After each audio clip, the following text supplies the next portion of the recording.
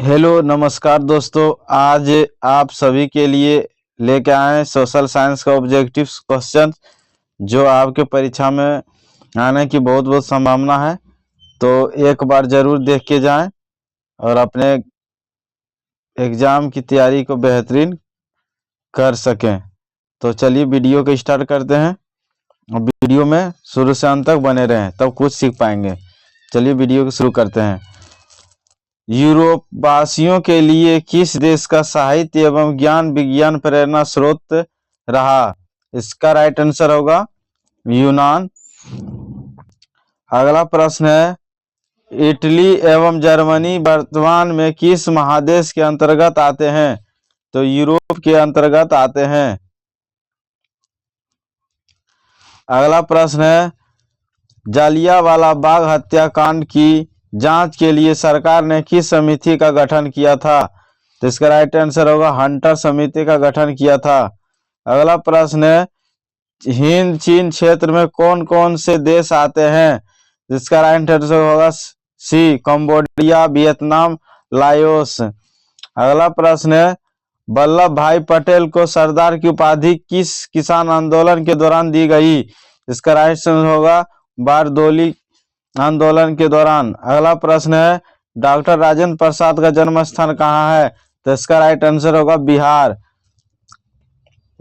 बिहार में डॉक्टर राजेंद्र प्रसाद का जन्म हुआ था, जोरादोई गांव में। अगला प्रश्न है, फ्रेंडफर्ट की संधि किस वर्ष हुई थी? इसका राइट आंसर होगा 1871 ईस्वी में। अगला प्रश्न है, सेफ्टी लैंप का आविष्कार किसने किया था? तो हेम्फ्री डेवी ने सेफ्टी लैंप्स का आविष्कार किया था। अगला प्रश्न है, भारत छोड़ो आंदोलन का प्रसिद्ध नारा क्या था? करो या मरो। अगला प्रश्न है, समाजवादियों की लाई मिल किसे कहा जाता है? तो दास कैपिटल को कहा जाता है। अगला प्रश्न है, गांधी जी ने भारत में सत्याग्रह का पहला प्रयोग कहाँ किया था? तो चंपारण में किया था। अगला प्रश्न है, किस युद्ध के बाद जर्मनी का एकीकरण पूरा हुआ?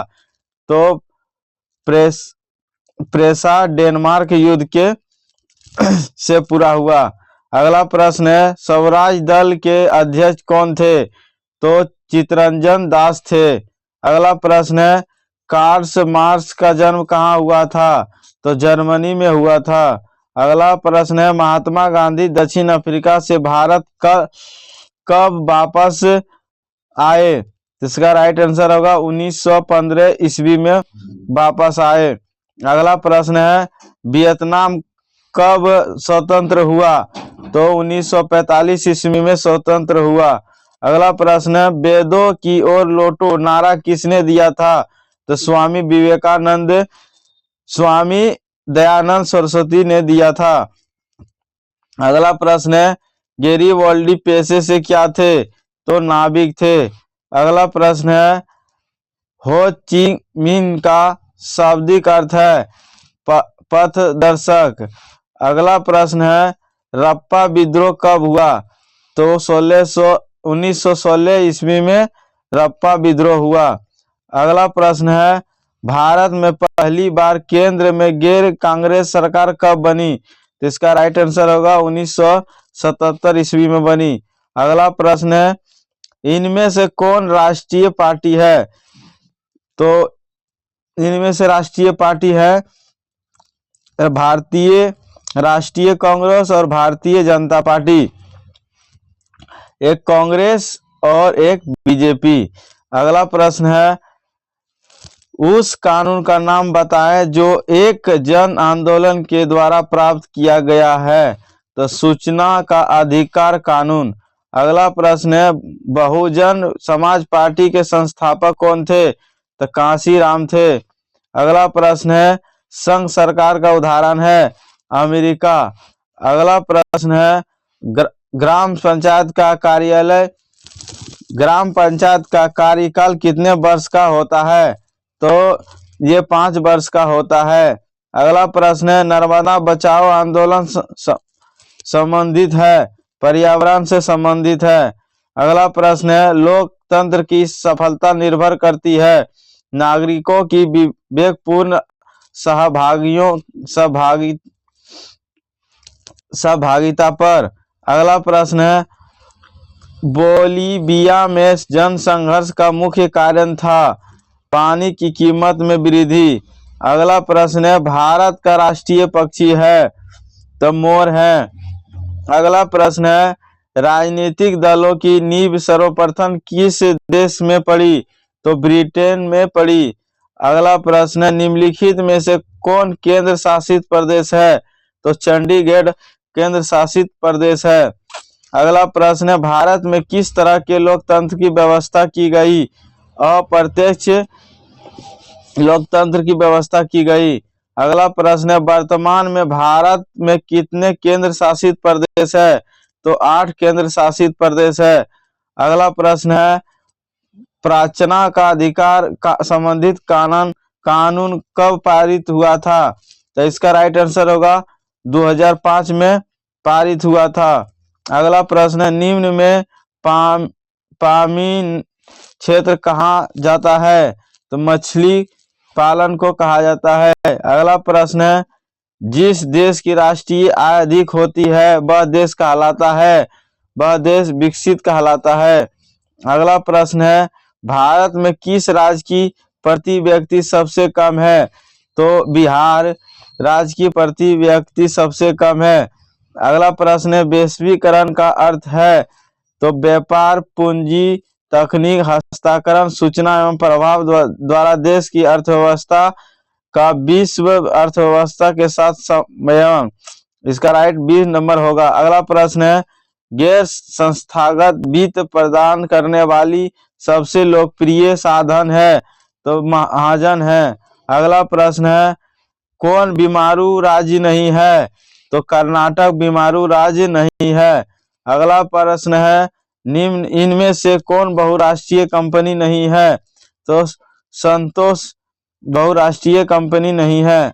अगला प्रश्न है, चीन से कौन सा आधुनिक मुद्रा का एक रूप है तो इसका राइट आंसर कागज के नोट। अगला प्रश्न है, किसने कहा बिहार के विकास के बिना भारत का शिकार संभव नहीं है।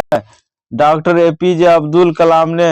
अगला प्रश्न है, भारतीय पोषण आयोग के प्रथम अध्यक्ष कौन थे तो पंडित जवाहरलाल नेहरू थे।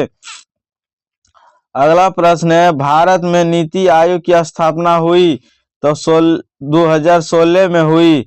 अगला प्रश्न है, भारत में राष्ट्रीय आय की गणना कौन करता है तो केंद्रीय सांख्यिकी संगठन CSO करता है। अगला प्रश्न है, कृषि उत्पादों के मानकीकरण के लिए किस मानक का प्रयोग किया जाता है तो एक मार्क का प्रयोग किया जाता है। अगला प्रश्न है, निम्न में से कौन पिछड़ा राज्य है तो इसमें बिहार पिछड़ा राज्य है। अगला प्रश्न है, स्वतंत्रता प्राप्ति के बाद भारत का मुख्य आर्थिक उद्देश्य क्या है तो इनमें से सभी है, तीव्र आर्थिक विकास, रोजगार सृजन विकास, निर्धनता उन्मूलन। अगला प्रश्न है, जनसंख्या का घनत्व सबसे अधिक कहाँ होता है तो महानगर में होता है। अगला प्रश्न है, पंजाब में भूमि निम्नीकरण का मुख्य कारण है अधिक सिंचाई। अगला प्रश्न है, देश के बांधों को किसने भारत का मंदिर कहा था पंडित जवाहरलाल नेहरू ने। अगला प्रश्न है, ऊर्जा का गैर पारंपरिक स्रोत है तो सौर ऊर्जा है। अगला प्रश्न है, मंदार झील किस जिला में स्थित है तो ये बांका जिला में स्थित है।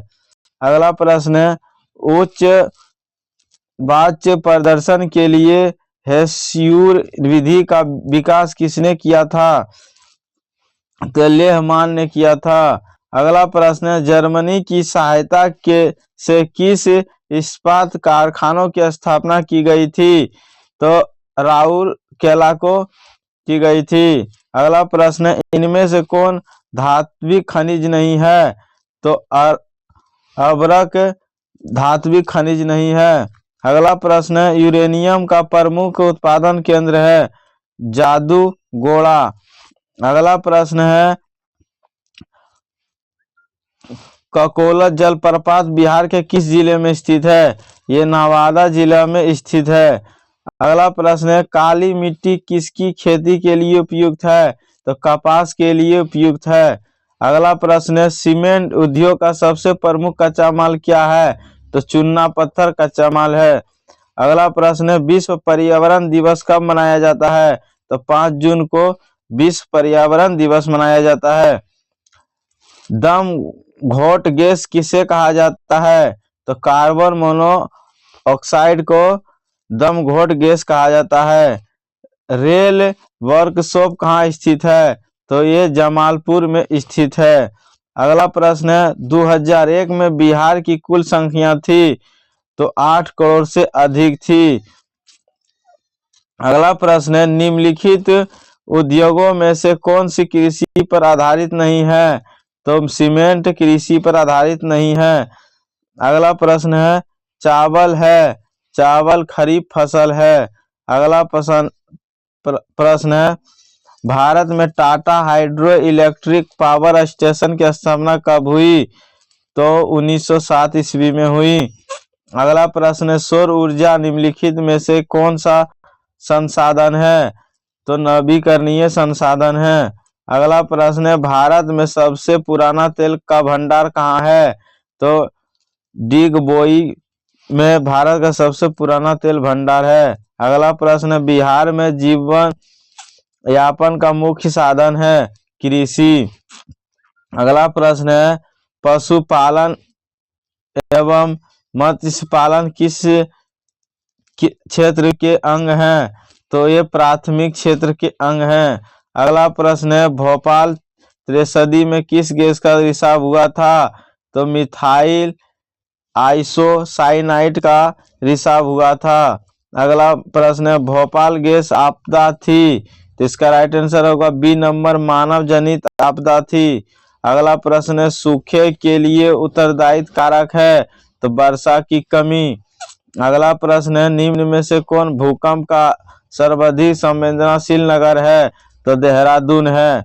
अगला प्रश्न है, ऑपरेशन फोल्ड क्या है? ऑपरेशन फोल्ड क्या है? डेयरी विकास। अगला प्रश्न है, 1992 ईस्वी में पृथ्वी सम्मेलन कहाँ हुआ था? तो रियो डी जेनेरियो में हुआ था। अगला प्रश्न है, सुनामी किस स्थान पर आती है? समुद्र में आती है।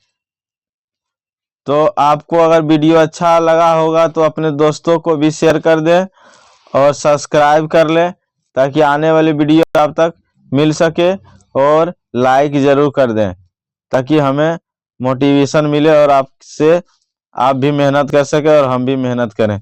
जय हिंद।